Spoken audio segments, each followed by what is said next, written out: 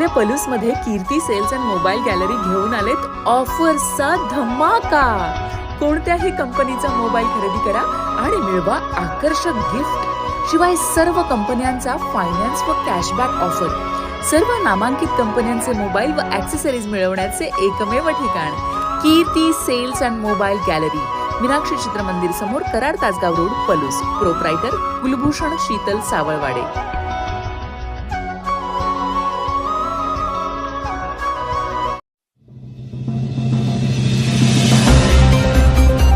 11 वर्षाचा शिवम ठरला देवदूत.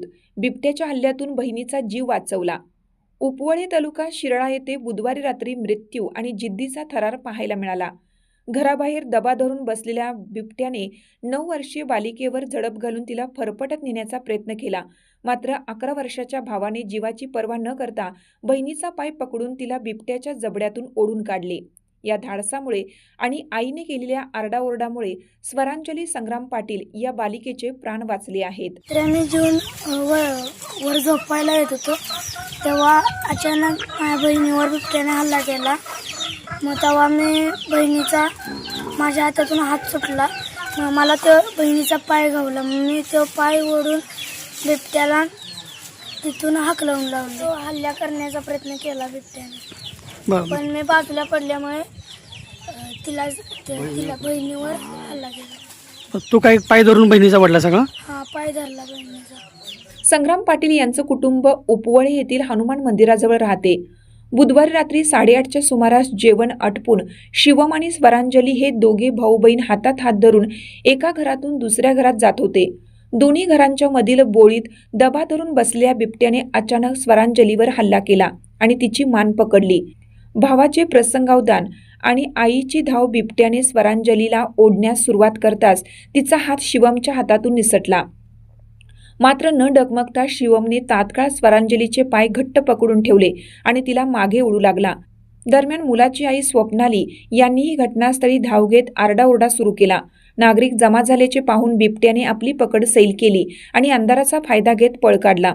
सुदैवाने स्वरांजलीने स्वेटर आणि डोक्याला टोपी घातलेली असल्याने बिबट्याचे दात मानेत खोलवर उतले नाहीत. या हल्ल्यात स्वरांजलीच्या मानेवर, हातावर आणि पाठीवर जखमा झाल्या आहेत.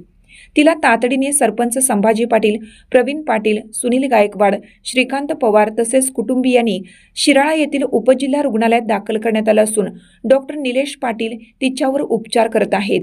या घटनेने परिसरात घबराटीचे वातावरण पसरलं आहे.